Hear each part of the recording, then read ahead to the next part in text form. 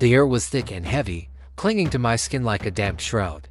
It was the dawn of June 2nd, 1768, and I, a young Zulu warrior named Thabo, was on my first real patrol. My heart pounded a nervous rhythm against my ribs. A drumbeat in the eerie silence of the bush.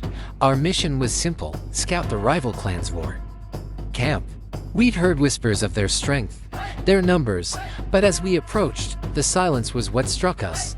It was unnatural, a void where the sounds of 1,000 men should have been.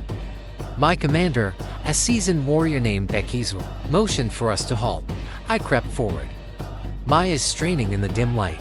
The camp was there, sprawled across the valley floor. Hundreds of huts, countless spears leaning against them, shields stacked high. But there was no movement, no guards, no crackling fires, no morning chatter, just a silence.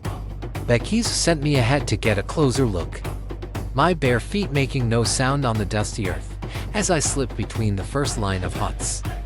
A cold dread washed over me.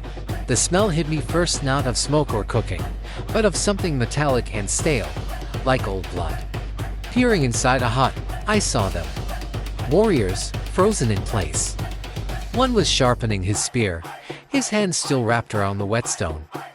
Another was mid-laugh, his mouth open, his eyes wide and vacant. They weren't sleeping or dead, just stopped, like statues of flesh and bone. Panic seized me.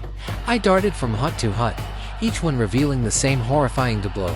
Men frozen in the middle of a meal, a conversation, a prayer. Their eyes were all fixed on something I couldn't see, their faces etched with a silent, collective terror. It was as if time itself had been ripped away from them, leaving only these hollow shells. Suddenly, a whisper slithered through the air, a sound so faint it was more a feeling than a noise. It seemed to come from everywhere and nowhere at once. It wasn't in our Zulu tongue, or any language I knew.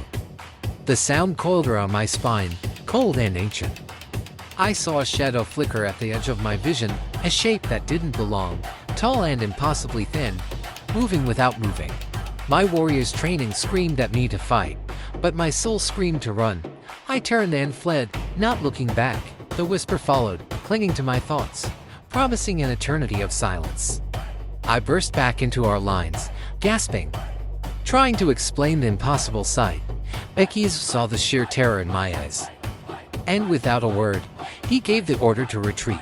We never talked about the silent camp again, but I still hear that whisper in my nightmares, a haunting reminder of the army that lost its war to chilling silence.